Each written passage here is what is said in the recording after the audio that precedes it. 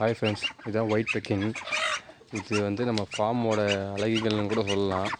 நல்லா சில்லுன்னு இருக்குங்க, அழுக்கே ஆகாது. அப்படியே அழுக்கு ஆனாலுமே உடனே போயிட்டு தண்ணியை தொட்டு க்ளீன் பண்ணிடும். அவ்வளோ சுத்தம் பார்க்குறதுங்க இதுங்க. அப்புறம் வெயிட்டு உங்களுக்கு சடன்னு ஏறிடும். 1 மாதம் குஞ்சா நான் வாங்கிட்டு வந்தேன். இப்போ ஒரு 1.5 மாதம் ஆகுது. அவ்வளோ அப்படியே தீவனம் போட்டு அதை போட்டு இதை போட்டெல்லாம் ஒன்றும் வளர்க்கல. அது பாடு ஃப்ரீயாக மேயும்.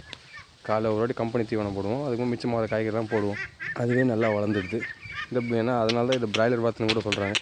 நல்லா கொழுக்குன்னு வளர்ந்துடும். தோட்டத்தில் ஒரு பூச்சி, இந்த பூரா, இந்த தவளை கொட்டு இதெல்லாம் எதுவுமே இருக்காது.